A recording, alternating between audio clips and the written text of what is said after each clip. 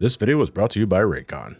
Oh, can you feel it? Black Friday approaches. And I'd rather you not get trampled with doorbuster sales elsewhere. I'd rather you just shop from the comfort of your home. And Raycon's got some great deals this holiday season with their everyday earbuds. They not only come in a variety of fun colors with sound comparable to the biggest names in premium audio, they also start at half the price. And when it comes to the holidays, you know you gotta save money when you can to make everyone happy. And that's before you even factor in the Black Friday deal. That's money saved on top of money saved. But Raycon's also packed 32 hours of total battery life as well, thanks to the rechargeable carrying case, which you can even outfit with this nifty protective covering. Just slap that on there. Yeah, it's good to keep your case nice and clean. Love the marble finish on this too. You guys know me, I've been personally endorsing Raycons for a few years now because I find them very comfortable on my ears, and I genuinely enjoy using them for everyday activities around the house. I don't promote products I don't personally use. But whether it's cleaning the house or folding some laundry here, throwing it back, no matter what I'm doing, the everyday earbuds are top notch and get my recommendation. It's time to save big for Black Friday. Go to buyraycon.com/Somecallmejohnny today to get 30% off site-wide. That's right, you'll get up to 30% off everything on Raycon's website when you go to buyraycon.com/Somecallmejohnny. A happy Thanksgiving to everyone here in the States and a happy holidays for the rest of you out there.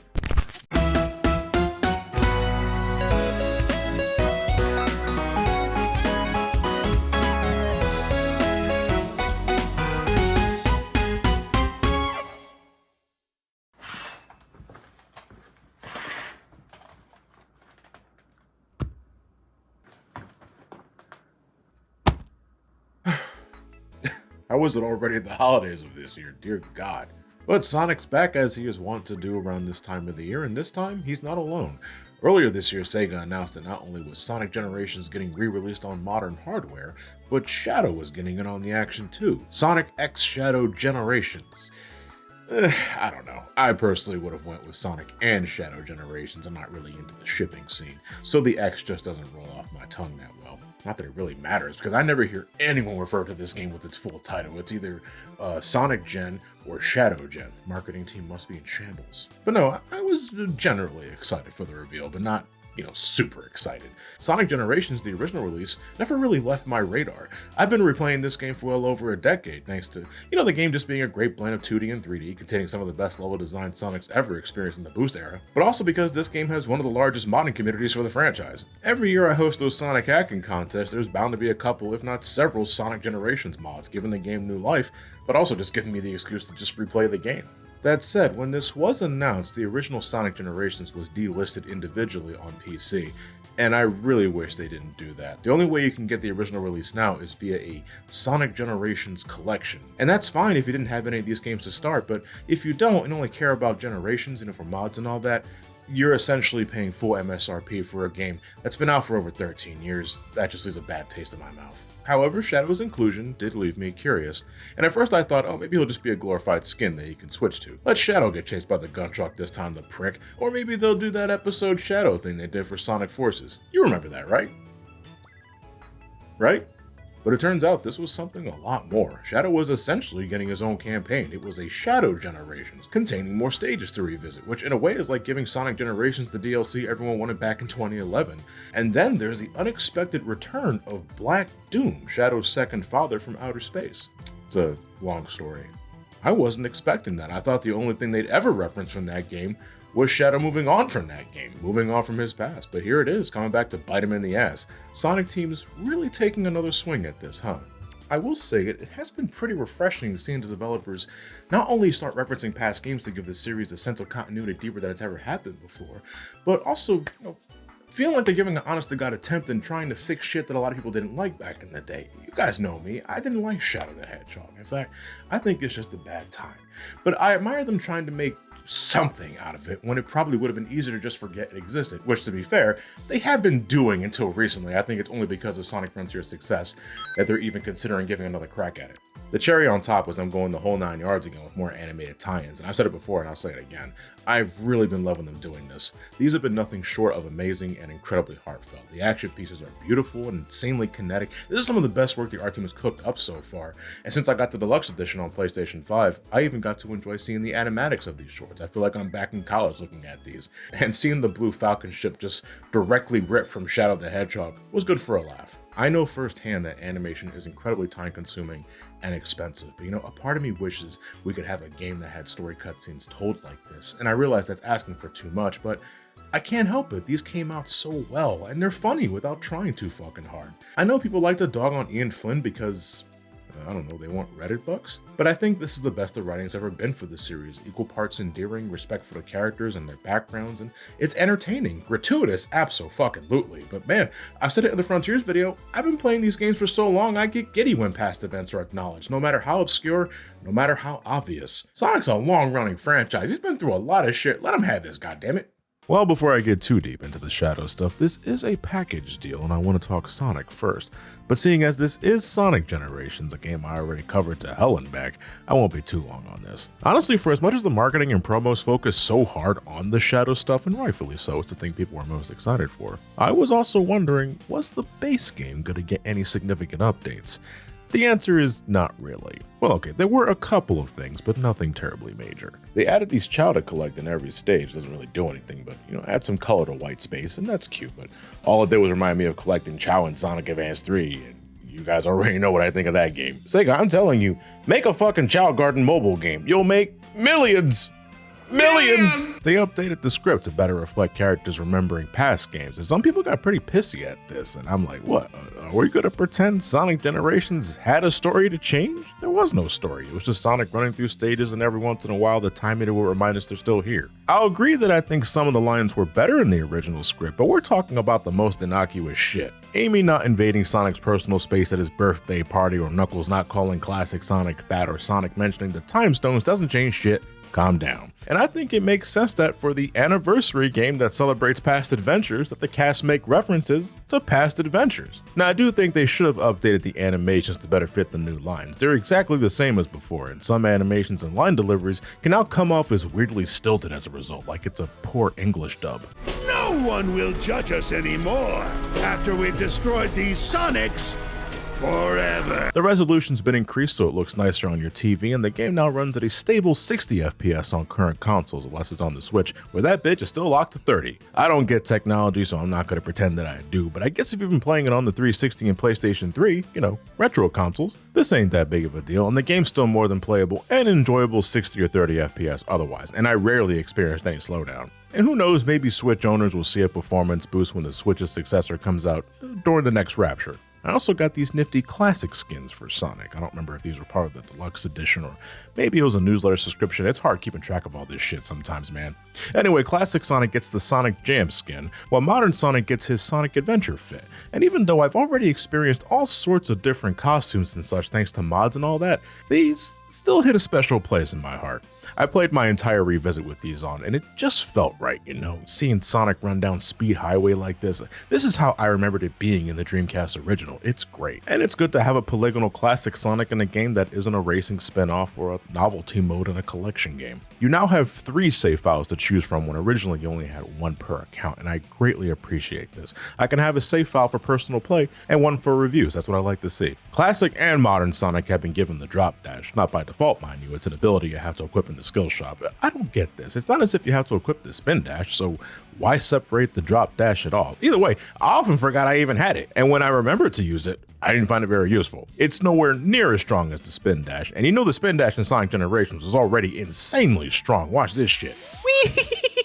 I love that. The drop dash just doesn't compare. Look, I can't even clear a simple loop in Green Hill Zone. What the shit is what happened to your drop dash? Outside of that, and the fact that the Casino Night pinball machine is now just included in the deal, that was a weird fucking thing they included, wasn't it? The game is pretty much exactly how I remembered it, so I feel there's not much else I can cover that I haven't already talked about. I will say classic Sonic was a little difficult to get back into. I mean, even back in 2011, I said that classic Sonic doesn't quite compare to the Genesis controls, the physics and all that jazz, but he's a little on the heavy side too. Knuckles had something going there. There are some jumps where I feel like I'm just barely managing to get past, doubly so if I need to bounce off of Batniks to reach higher pathways. As soon as I get access to the electric shield giving me the double jump, I'm immediately slapping that shit on just so I can have a more comfortable time. But sometimes, the inner demons speak to me and I cause problems on purpose and shit. So yeah, I'll go through Seaside Hill Classic with the level geometry completely invisible. It's really easy to do too. You just get the bubble shield and make sure you don't have that athleticism perk equipped, bounce up here, and there you go. Suck on that, Jesus. I'm a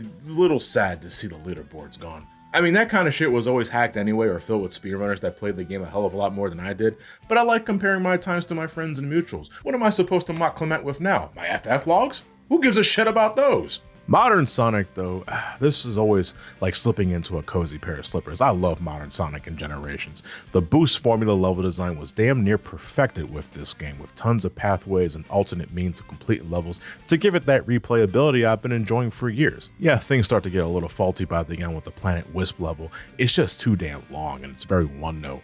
And the final encounter against the Time Eater is certainly a final boss, but come on, the other 90% of the game more than makes up for these blemishes. Sonic Generations is still a great time, still one of the best to me in the Boost era. I would have liked a little more flavor added to it to justify the repurchase. Now, I don't think additional levels and such was ever in the cards, but it's been 13 years since the original release.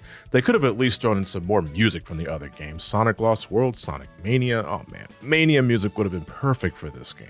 Sonic Forces too, I know it has its fans, and especially Sonic Frontiers. I would have loved to revisit some of these boss fights with Frontiers music, and granted, that's what mods are for, I'm sure, but I think in principle, there should have been a little more meat added to Sonic's campaign. I wonder if they ever intend on re-releasing the 3DS version. It's technically a different game with its own levels and boss fights, but it's still confined to the 3DS as of this video. Maybe they just think it's redundant at this point, not worth the hassle. Sonic's track record with handheld versions of console games ain't exactly spotless as I talked about before, but I think there'd be no harm in giving it new life, or real wishful thinking for this one. Maybe at some point or another they can port the 3DS levels to the HD game, which, that's probably never gonna happen, but it's fun to think about.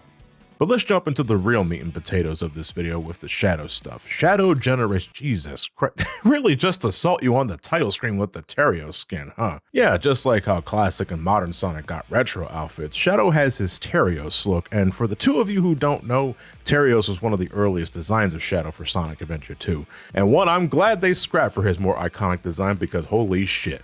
Like, okay, as someone who's been a part of this community both on and offline for decades, I've seen a hell of a lot worse. I've drawn a hell of a lot worse. But for someone that was designed to be Sonic's doppelganger, the shadow to Sonic's light, this design just felt so uninspired. It somehow feels lesser than evil Spock from Star Trek, which in case you didn't know, was just Spock with the goatee. The scarred blind eye is cool, but the color palette is so uninteresting.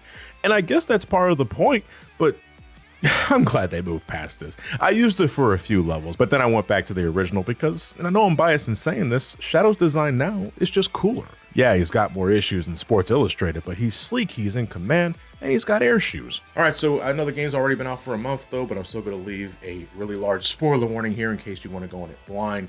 I'm spoiling the game silly at this point, so if you're still willing to stick around and listen, then let's continue talking about Shadow Generations. After experiencing some intense nightmares reminding Shadow once again of the past he thought he'd long since moved on from, Shadow gets the gut feeling that something or someone is goading him to come back to the space colony Ark. His suspicions only confirmed when Gunn detects a biosignature aboard the spacecraft, so with a commandeered space vehicle that he could have just asked Gunn to use, but he had to be all extra about that shit, Shadow heads back to the Ark to check on things and is unexpectedly greeted by the returning Black Doom, once again looking to cause problems for Shadow, and has a major hard-on for Radical Highway. My god, this dude sends Shadow back to Radical Highway all the fucking time to meet in game, and I get in a meta sense what they're doing. Radical Highway is to Shadow what Green Hill is to Sonic. It's where everything began with Shadow. But thematically, wouldn't it make more sense if it were Westopolis from Shadow the Hedgehog? That's where everything kicks off with these two. It makes sense, yeah, and shit, for as much as you had to replay that goddamn stage just to get to the true ending, I think it deserved representation on fucking principle. Now, I'm jumping the gun a bit here, but outside of Black Doom and the occasional black arm alien you smack around like a dick, there's no representation from Shadow the Hedgehog here. Two of the levels are from games Shadow had little to no part in, Sunset Heights from Sonic Forces and Chaos Island from Sonic Frontiers. He wasn't even in that game. I don't know, did they not want to bother bringing in Shadow levels? As much as I dislike the game, I still think there's plenty they could have pulled from it to make it fun and maybe interesting this time. They had no problem referencing Sonic 06 twice. Why suddenly get cold feet with Shadow's own game? But after initially meeting with Black Doom, Shadow finds himself caught in the Time Eater shenanigans that kick off Sonic's plot. And just like Sonic, Shadow finds himself trapped within white space with a looming Black Doom eye moon thingy watching from above. But he's not alone, as he soon finds others like Omega and Big the Cat trapped inside with him, and to his shock, he catches a glimpse of Maria and Gerald Robotnik from afar. His curiosity piqued, Shadow travels through different eras of his past to get some answers, but along his journey, Shadow begins unlocking new abilities from within thanks to Black Doom's influence, culminating in a myriad of transformations that ranges from a pair of wings, upgrades to his Chaos Spear on Manta Ray, which, alright, that's weird, and finally whatever the fuck Doommorph is supposed to be. With these new powers at his disposal, Shadow slowly gathers the means to reach Black Doom's moon base, but it turns out Black Doom's also been gaining strength alongside Shadow because of shared DNA or some shit like that. And now that Shadow is complete, Black Doom wants to possess the Hedgehog, gain ultimate power, and become unstoppable. But the game isn't called Black Doom Generation, so using the very power bestowed upon him from his deadbeat dad, Shadow uses all his strength to send Black Doom packing for good, or until he's needed for future games. I mean, we all thought he died before, and that clearly wasn't the case, and this explosion isn't very convincing to me. If you ask me, Shadow should have given Doom the good old karate chop. Alas, with Black Doom defeated, his influence on Whitespace begins to waver, so things are beginning to heal. Unfortunately, this also means Maria and Gerald are destined to go back to their own time, and though Shadow wants to keep them around to avoid their deaths via firing squad, Maria insists they'll always be together no matter what, and with a tear in his eye, Shadow heads back to his time to watch Sonic get beat up for a bit. Shadow's story no doubt beats the hell out of Sonic's if we're just comparing character moments and plot. It's still pretty simple, yeah, all things considered. Black Doom's back and he wants ultimate power, and Shadow's gotta save the day. You go through some stages, you get a new power-up, use it to travel further in the world, all hail Shadow. But Maria and Gerald needed to be way more involved. This is a big deal for Shadow. It's not as if these two are simulations or clones or some other shit. No, they're the real deal, displaced in time. And I get circumstances don't leave a lot of room or time for conversation, but these three don't really get to do much together. I barely mention Maria or Gerald in the plot summary. Once they're properly introduced with Shadow rescuing them from a case of the Black Arms, they're sidelined immediately.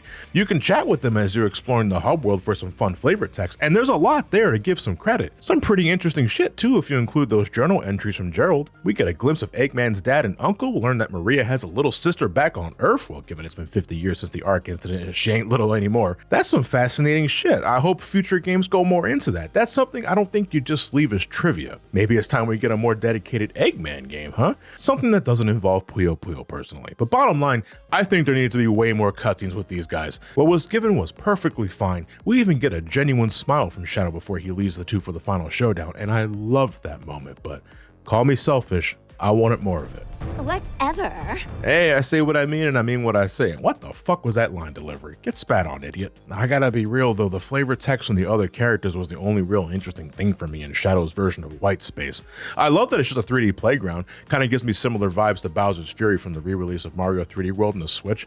There are these chests placed everywhere that contain stuff like concept art of different games and different music tracks that you can use to spruce up your next revisit, which is also like the only real way you can get more Shadow the Hedgehog representation if you really want it. The only other thing you can collect from the top of my head besides the occasional journal entry from Gerald Robotnik are these nuts and bolts. You run into Orbot and Cubot at the beginning of the adventure, and they think with enough of these collectibles, they can repair this rocket to escape Whitespace. It's actually a fucking cuckoo clock. They make you go through all this shit, collect all these things, and there's like 80 plus of these fucking things for a golden Korok seed joke. And look, I know some find that funny, comedy subjective and all that. I just think it's a waste of fucking time. They're collectibles for an achievement, and that's the worst kind if you ask me. I'd rather these were currency for stuff that Shadow could use in stages or something cosmetic, you know, like different accessories, different abilities, different costumes. This game needed something like the skill shop in Sonic Generations. I would have loved that, but nope. The only power-ups are the mandatory Doom upgrades you get from story progression, and they're fine, I just would have liked more. Okay, most of them are fine. By default, Shadow has chaos control. Fill the meter up and you can stop time for about 5 seconds. That doesn't sound like much, but in a game as fast as this, that's a whole lot of ground you can cover in those 5 seconds, believe me. And sure, it isn't as exhilarating as in Shadow the Hedgehog, but you can get a lot of utility out of it. Make obstacles non-issues, reach different pathways, pause the timer for easier S ranks. It's a great tool for stage progression. No real problems with it. The Doom Spears give Shadow more powerful Chaos Spears, letting you take care of stubborn enemies from a distance. It also has multi-lock on it, and sometimes the accuracy kinda gives me Seeker Missile vibes from Metroid Prime 2, as in sometimes it just misses for no damn reason. Doom Blast, correct me if I'm wrong, I think is only just for beating the shit out of these unfortunate Black Arms to reach higher areas. It's pretty fun and these dudes really go flying, but there's not much utility to it. A homing attack with an extra step. Doom Manta just lets Shadow travel on water, mainly uses a means to travel through the rest of Whitespace and whatever is needed in some stages. Less a power-up and more a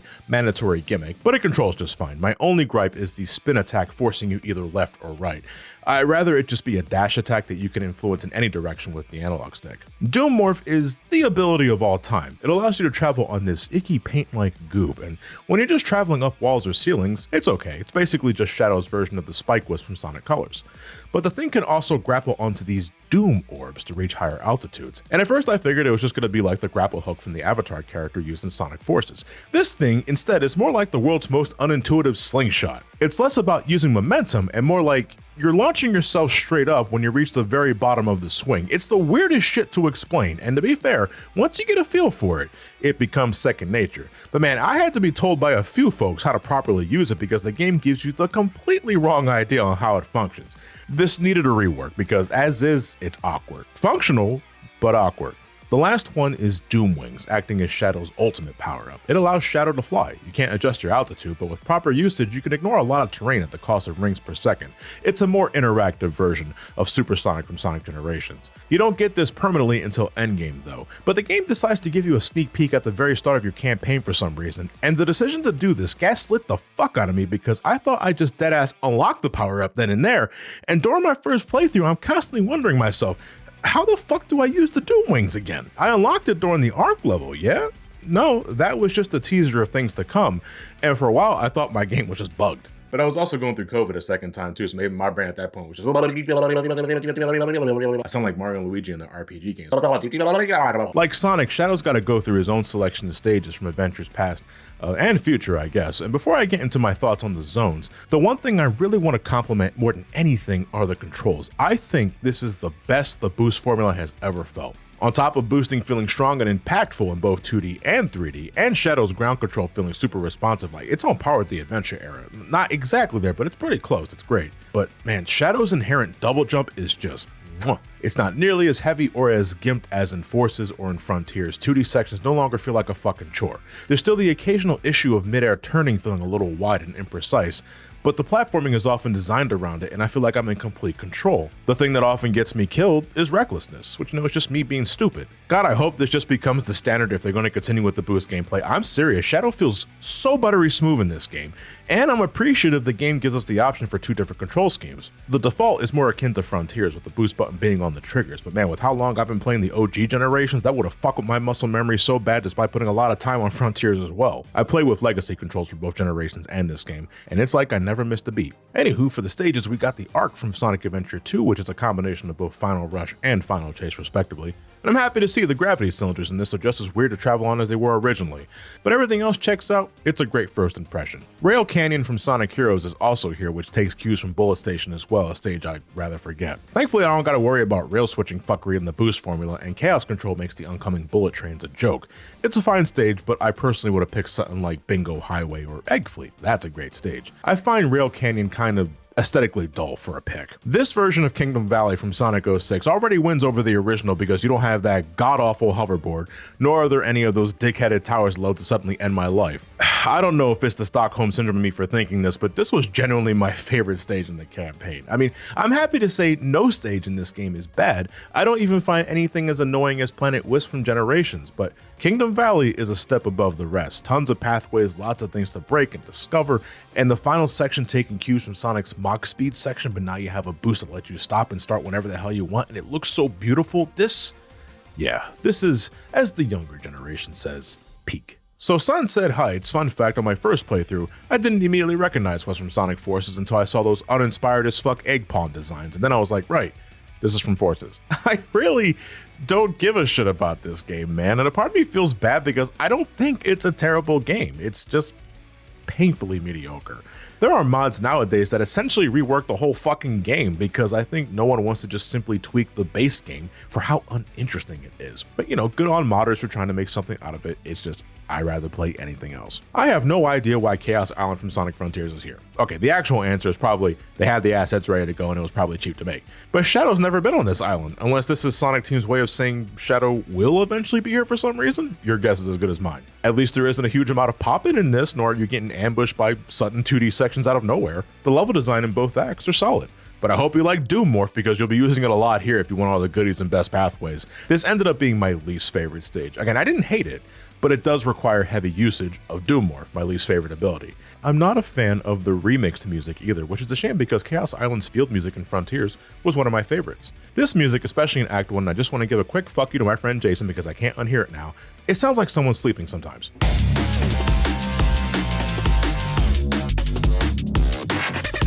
So, potentially controversial opinion incoming. I Didn't think much of the soundtrack for Shadow Generations. The new Crush 40 mixes for some of the boss fights were okay. I never tire of What I'm Made Of or All Hail Shadow. The final Rush mix in the Arc stage is fantastic, and the Radical Highway sections sound great, but I don't know, maybe it's because I already wasn't a fan of Rail Canyon from Sonic Heroes or Sunset Height from Forces, and Kingdom Valley, that is nowhere close to my favorite track in Sonic 06. But most of the remix music in this game wasn't doing it for me, and it's hard to put an exact reasoning on why. I just don't vibe with much of it this go around. But hey, I also didn't really vibe with a lot of Shadow the Hedgehog soundtracks, so if anything, it's consistent, I guess, maybe? I don't know. Before I get to the end of this, I should quickly cover the boss fights. Now, the most annoying thing about all these guys is just unlocking them. And that's nothing different from Generations. You still gotta collect these keys by completing challenges in every stage, but the challenge gates only become available after you discover the boss store, where you then have to backtrack to the gates located around the respective stage. With fast travel, this isn't so bad, but why not just have the gates become available as soon as the stages are completed, like in Sonic Generations? This just felt entirely unnecessary and very easy to avoid, especially for the last boss gate before you head into the endgame. So there's not as many bosses to go around for Shadow as Sonic had. The main reason for that being that Shadow doesn't have any rival battles to speak of. Not counting the final boss, there's the Bio Lizard, which already loses some luster for me because it was also a boss fight in Sonic Generations 3DS, but I'm aware that never really made sense for Sonic, so it's more apt here. Then there's Metal Overlord from Sonic Heroes, and holy shit, wow, Mephiles. They actually brought Mephiles back. What a time to be alive. The Bio Lizard being the first boss isn't as frustrating as its SA2 counterpart, kind of like how the Death Egg robot in Sonic's story is nowhere near as annoying. I just noticed that similarity, but they took out the vocals for Supporting Me, the song that plays during this fight, and it feels like something's missing throughout the encounter. The fight against Metal Overlord is Doom Mantis City. It reminds me of Sonic's Egg Dragoon fight, but with more unusual controls. Despite the visual spectacle, I consider this the weakest fight because of the means of damaging him. You have to use the Doom Mantis dash to knock shit into him, and sometimes that feels off. Mephiles, and I'm really torn inside when I'm saying this, I really like this one. And it's so wild that, like, this is the same Mephiles from the original Sonic 06 timeline. He recognizes Shadow and everything and is so desperate to re-enter himself in the timeline that you almost pity the poor fuck.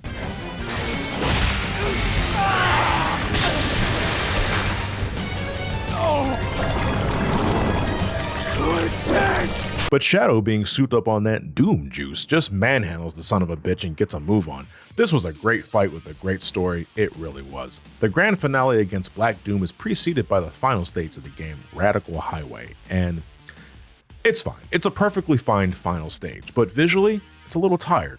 Throughout the whole campaign, in almost every stage, Black Doom will interrupt Shadow's progression and send his ass to the Radical Highway dimension, acting in a way sort of like a special stage, or just a mini challenge in general. And good lord, it is a spectacle every time, the way everything gets all like Doctor Strange and trippy during the transition. The visual effects for this game are top notch. But then the stage is played completely straight for the finale, and I just would have preferred something else. Westopolis, the Black Doom Comet.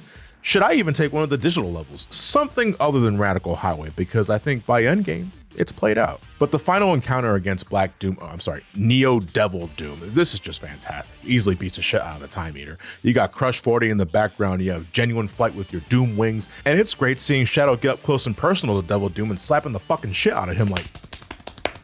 It's a great end to what I consider a great game. Seriously, Shadow Generations is up there as one of my favorite boost games. Story progression, though limited, is wonderfully paced. The hub world doesn't overextend itself outside of the collectibles I already don't give a shit about, and they aren't important anyway. Yes, I would have loved to have something more impactful to collect in this area, but I'm here for the levels, and most of them are fantastic. The controls are great, the presentation is stellar, and the blemishes aren't enough to hamper my enjoyment of the game.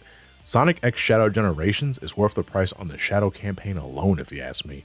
But it's not as if Sonic Generations is lesser. Hell no, I still love this game too, and now we got a double dose of greatness in one package. I can't wait to see what the mod scene ends up looking like, and folks are already getting to work on that end, but for now, the base game is well worth your time and money.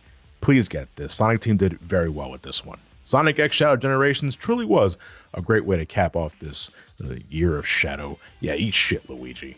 I'm sorry, Luigi, I didn't mean that. Come back here.